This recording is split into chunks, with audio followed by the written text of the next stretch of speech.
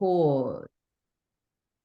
Okay, and so this obviously is so that the other people that couldn't make this evening are able to watch this back.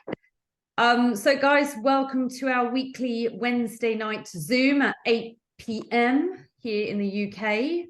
I think everyone's in the UK right now, so that's always good. We're all on the same time zone anyway. So general housekeeping, please get involved, ask questions. There's only 2 of you on the live today, so I don't mind a bit back and forth, as long as we don't get like background noise, etc. when someone else is talking. So yeah, we all know the deal now. So checking questions, none submitted. We had no questions last week for the check-ins. So Kamala, you're likely going to be doing your first check-in tomorrow. Yeah? Yes, I will need to know what that entails though. Okay, perfect. Yeah, I will talk a little bit more about that later. And yeah, so there is a section at the bottom which asks you, what do you want me to discuss on these topics or these weekly topics and things? What would you like me to prepare? And yeah, it just also helps me help you, because this is all about you guys getting the absolute most out of, our program as much as possible. So today's topic is a fun and exciting one, and I thought it would kind of fit in because I feel like, for my personal opinion, and possibly also for a lot of the research out there, I say a lot of the research, but maybe the drum that's often banged on by health professionals, or should be, would be supplementation of things like omega-3 and vitamin D. And I'm not going to say too much just yet, but when we go into either or of the two topics, I'll kind of explain a little bit more about what I mean by backed by research, etc. So vitamin D and omega-3 supplementation is, I guess you could say, it's a fun, interesting topic for me. I think the vitamin D one, definitely I like bang on about a lot, because I feel like right now, we've got the perfect opportunities to even talk about it. So if we're not thinking about it through, food, etc., which we'll go into, we also want to think about perhaps the weather, the fact that we've got sun, right? And that's when we start thinking about vitamin D supplementation, or getting our vitamin D and that happy sunshine vitamin anyway. So firstly, we are going to talk about vitamin D. How about that? I wasn't sure which order I'd put the slides in, but right. So vitamin D, what do we need it for? Does anyone know? Does anyone want to unmute and just have a go at answering this for me? Nishat, what do you think we need it for? What vitamin D? Yeah, what Sorry, do you I was just grabbing need it for? I think you need it to absorb calcium, right? Yeah. And for mood regulation. Yeah. I learned that from you today. Perfect. And Kamala, any ones from you? No idea. I would have just said general health and wellness. Okay. So I am going to probably do a little bit, you'll see my eyes move to the side because I cannot remember this all at once. One of the main things is it improves immunity. Another one would be improving bone health. So obviously that's, as Nishat explained, it's by supporting the calcium absorption, which is very important for our bones, and especially ladies, we need to do as much, bone banking as possible at this age, because unfortunately for us, especially as we start moving further along in life, the menopause, the aging, I mean, even want to say, I'm guessing here from memory, I'm saying, even I think with HRT and stuff like that, I think there can be a risk of lower sort of bone density occurring. And I know that as we get older, I think everyone knows this, we are at risk of bone loss, and we increase our risk of fractures as well. Especially when we get older, if our muscles are, not quite as strong, and our muscles are getting weaker, and we're, experiencing something called, muscle loss, sarcopenia. That's a bit of a posh term. But that's basically muscle wastage as we get older. We're more likely to have balance issues, not going to be able to hold ourselves up as well. Now, if we start falling as a result of not being strong and having good balance, we might also, when we fall, break bones. We're at our age, we might not, but certainly as you get older, as your bone density increases, you've got a risk of fractures as a result. So it's like, a bit of a domino effect. We need to kind of think about looking after all parts. Everything feeds in together, really, when it comes to health. Some of the other things that are associated, for example, with vitamin D deficiency can be associated with the development of cardiovascular diseases, cancer, irritable bowel disease, and can't think what I've written there. Something else. So anyway, we'll just brush over that, something else, because I can't read my own writing. Reduces depressive symptoms, so we did talk about that. By supplementing vitamin D, we can potentially improve our strength, and this is the real exciting one, we can, and it is linked to, improving fat loss. Yay! So, I mean, if you can't see it now, there's definitely a reason why we might, or a reason, or a reason to do it now in our wonderful young ages. If we're not thinking about the future, and we're not thinking about what we're going to be like when we're 70 or 80 years old, boring for some of us. But if we think about now, in the sort of today, I think improving fat loss rates is definitely a win for most of us here. All right, so food. Where can we get vitamin D from? Anyone? The secrets are almost displayed on page here. I was just going to say some milk, some salmon, some cheese, lots of dairy stuff. Exactly. Sun. And where else? Sorry? Where else can we get vitamin D from, food-wise?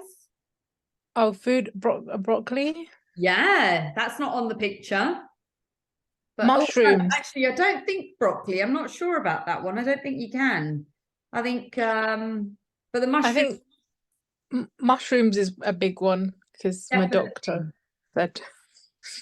I think when you look at the mushrooms, if you go to the supermarket now, a lot of them are actually, they're also fortified, or they say fortified with vitamin D. And I think it's something about the mushrooms getting the vitamin D in the skin, because obviously they're in the sun. There must be something to do with that. But yeah, so there's various few options from food. Can you overdose on vitamin D from food? Sorry? Can you overdose on vitamin D? Yes, you can. You can. Mm-hmm. Quite difficult to, but we'll talk about the dosage and the supplementation definitely in a moment. But yeah, so for example, with me being vegan, a lot of you guys might go, well, where are you going to get your vitamin D from if you can't get it from eggs and salmon and cheese? Well, fortified things I can have. So again, mushrooms, cereals, orange juice, fortified milk, of almond milk, soya milk, and the one that all of us can get, depending on, where you are in the world, sunshine. Literally, just by going outdoors and exposing your skin to the sun. Now, that is obviously a debatable topic in terms of exposure or exposing your skin in the sun, because quite often we can start worrying about things like, you know, cancer risk from sort of the UV rays, etc. And I think from what I understand is that as long as I think it depends on you individually in terms of your exposure. I think most of us know how much we can take being in the sun without burning.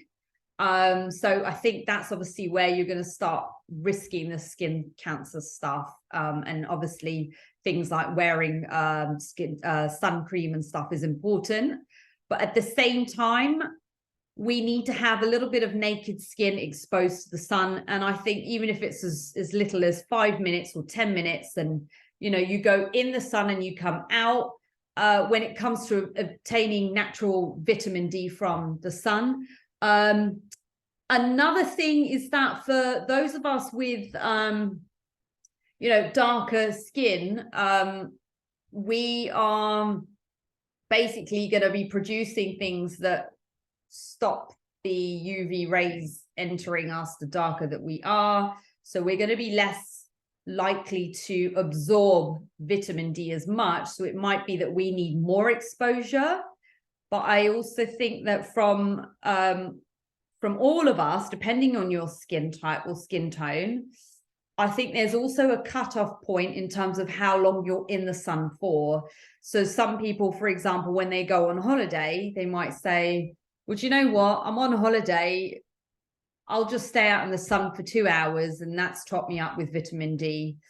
Well, unfortunately, if you're not wearing sunscreen, you start to build up a natural barrier against the sun's rays. So there'll only be a certain time or a certain portion of sun exposure before your body almost like shuts off and goes, right, do you know what? That's enough.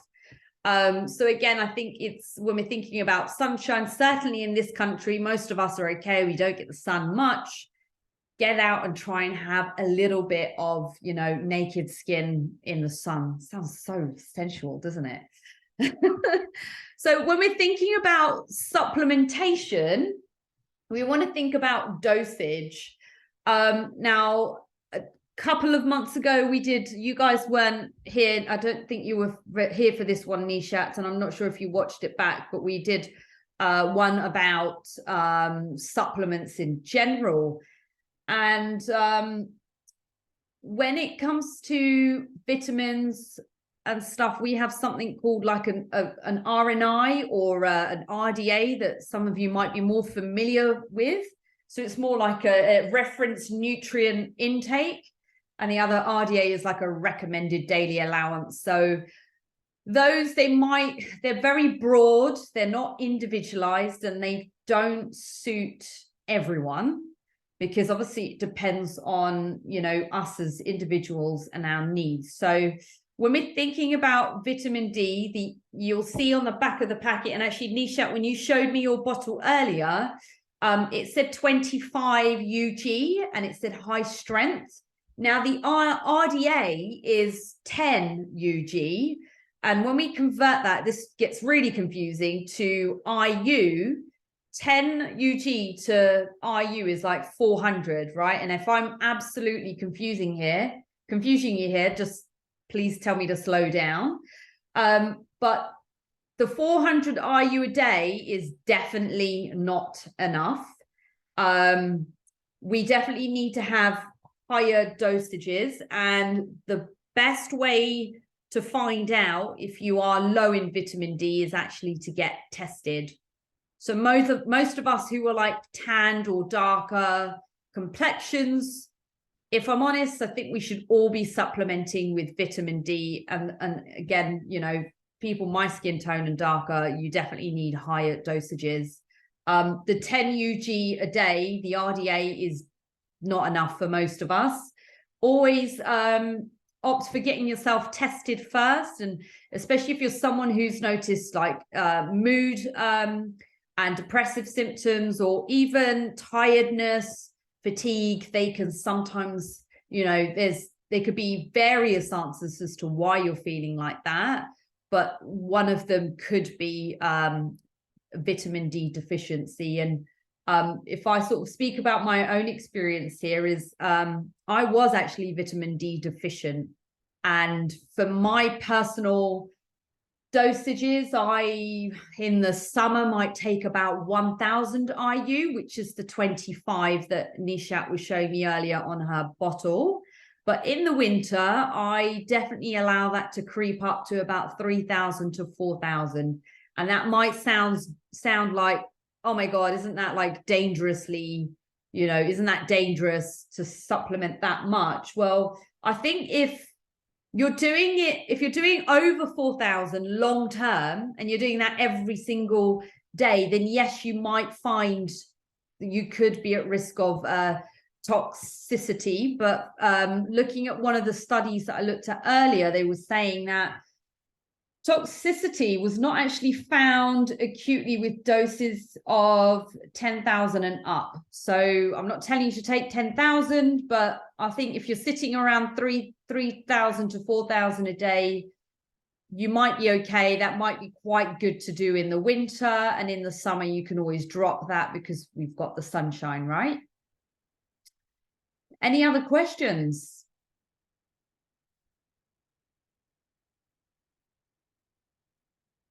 Are you guys there? Yep, we're here. Yes, here.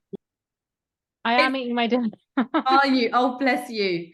I think what happens is, yeah, I go ramble. I give you a space to talk, and then it's like, wait, hang on a second. It's our turn. It takes me a while to sort of reach over to the phone and unmute myself. Sorry. But yeah, I don't have any questions, but I do actually remember my mum started supplementing vitamin D, and she suffered with like phlegminess and back pain for years and years. Yeah. Started taking vitamin D and it went away after a few months. Wow. So yeah, Yeah. it can make a big difference. That sounds really good, actually. That's not something that I've read up on, but I mean, if that's worked for her, that's amazing. You know, something so small, just a small change, it's a lifestyle habit, isn't it, really? Yeah, definitely. Camilla? I was actually gonna say the same thing. My mom is like constantly on me about taking vitamin D. And I used to do it. So when I was at my old house, I used to have my little bottle of vitamin D right between my two screens. And so that would be my way of remembering every morning to take it. Now that I've moved, I've gotten bad at it. But I think this is going to make me go downstairs and find that bottle and start again. I think after COVID, everyone just was like, vitamin D was out of stock, like in most places. It was, wasn't it? Because it was one of those things that I think someone had put something out about it, helping immunity, and everyone's like, oh my God, let's do it. So aside from that, I also want to talk about perhaps maybe some of the types of supplements you can get. So obviously we've discussed like the tablets. You actually get a higher absorption via oil. I think maybe because it's something to do with it being fat soluble, or another one that I use. I'm not sure I understand. Sorry, the watch is going. Another one that I use is sprays. Sprays are quite nice if you don't like taking tablets, or they can be a little bit difficult to swallow some of these like multivitamins, etc. But yeah, you can get them in spray form, and they're quite nice. They taste like berry or whatever. They taste quite nice. The oil doesn't taste of anything, but again, it's just like a little droplet. And that's quite a high strength one that I use. You can get vegan options for the supplements and also non-vegan options as well. Any other questions? No? Okay, cool. Right, so let's have a look then. I guess the next one we're going to move on to is omega-3. So omega-3 is an interesting one because it's this, you remember at the beginning I said about sort of evidence and research, etc. I believe that in the UK, although we have some guidelines about how much fish we need, I don't think there's really a standardized figure for omega-3 supplementation and exactly how much we all need. I think there are ways of working it out. But again, it's an interesting one because the omega-3, it's, when we're thinking about it, it's important, but again, what are the doses that we need, basically? So we're not sure just yet. So I've got some information here, and I'll read over that and let you know in a moment. But what do you think we might need what do you think we might need omega-3 for? Anyone?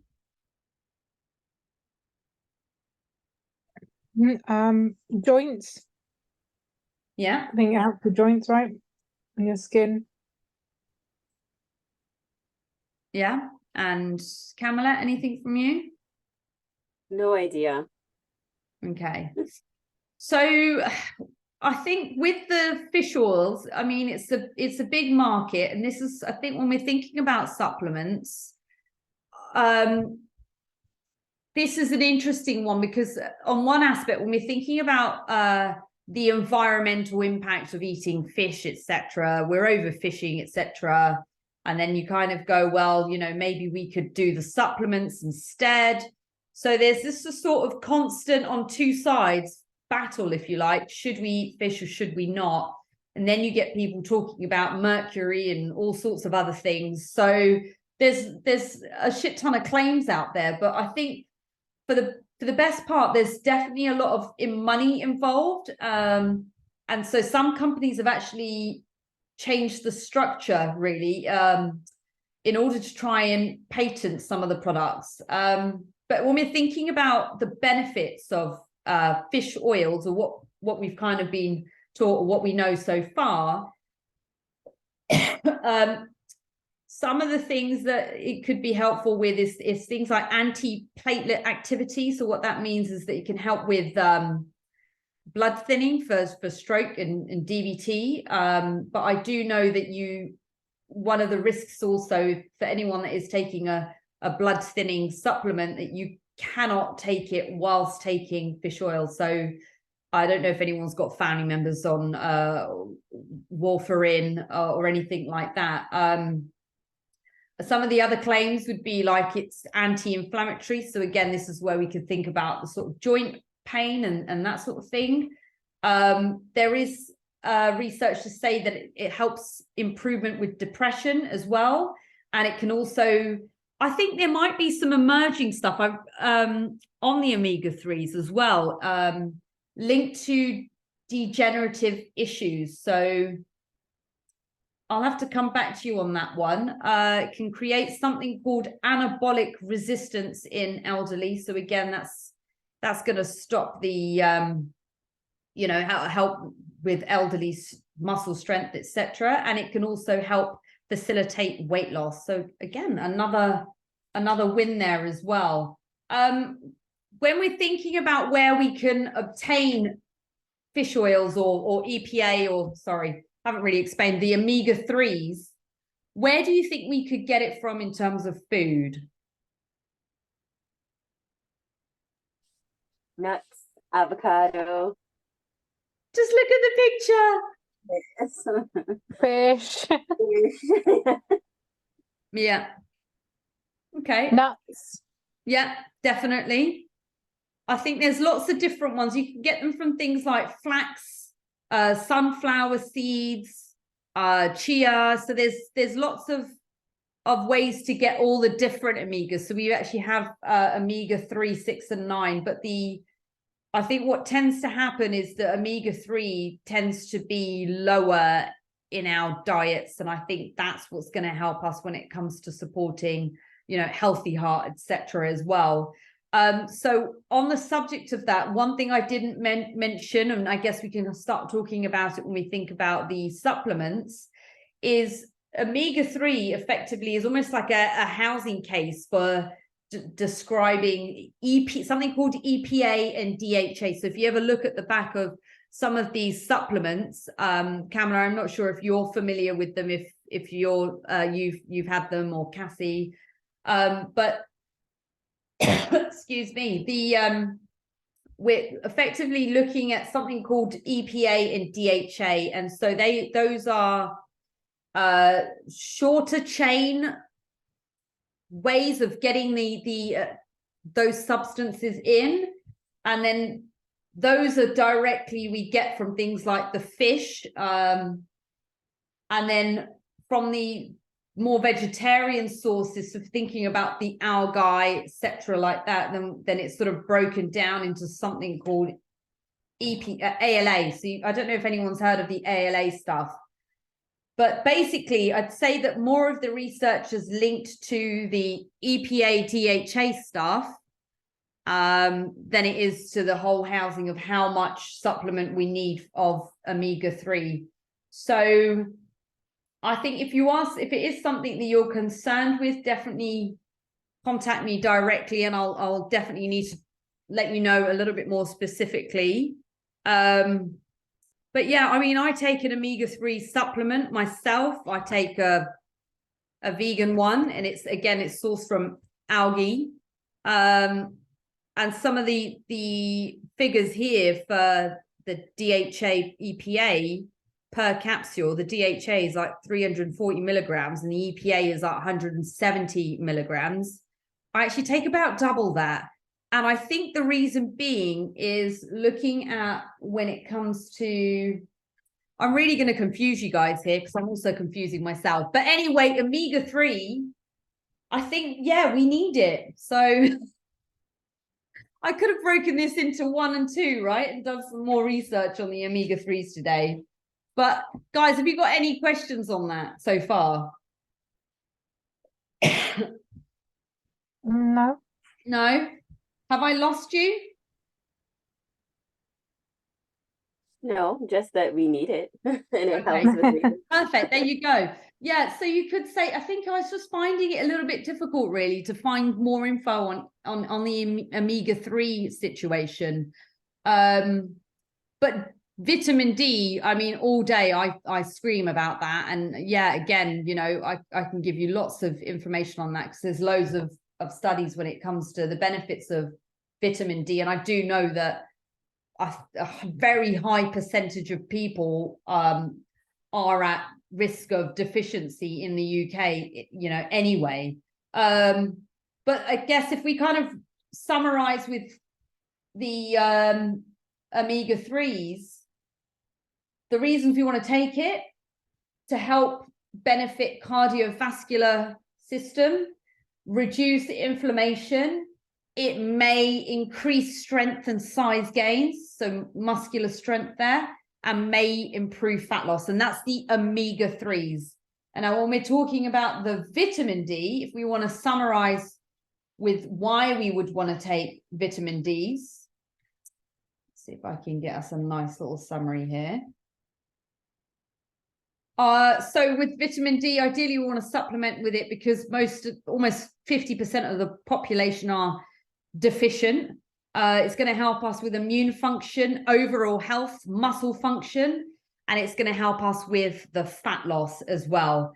And ideally you want to be taking the vitamin D with fats. So when I talked about the option with taking it in an oil dropper, I think that helps the absorption, and I think that's one of the reasons why that one's a good one.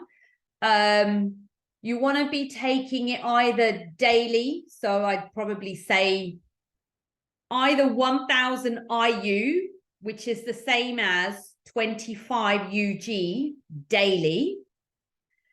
And I would say that's definitely probably okay for Nishat and Kamala to start with. But ultimately, you want to get tested to find out if you are deficient. Okay. So, I mean, Kamala, you've had some sun recently anyway. The other options you can do with dosing the vitamin D is you can take it. Usually when you go to the doctors, if you are told that you're deficient, they'll probably give you a weekly figure, and you'll probably be told to take 1 tablet or whatever tablets, whatever the dosage is they've prescribed you once per week or something. So that's usually what they kind of do there. And again, yeah, so ideally get tested and find out what's going on. But for the moment, supplement with vitamin D. You're not really going to have serious any issues unless you start going over 4,000 and up to and over 10,000 a day. Then we might have questions. But I think for the most part, it's pretty safe to kind of sit around 1,000, definitely for most of us. And yeah, for anyone watching as well, if you are, your skin complexion is lighter than mine. All right. Anything else? We're safe then. Yes. Well, we're safe at our dosages, but I think being, you know, brown complexion and things, I think we definitely need a bit more, ladies. So that summarizes that. Yeah. Any further questions that anyone watching this back, please message the group or DM me if you want a little bit more clarity privately. That's also an option. And I'm going to stop the recording here. But how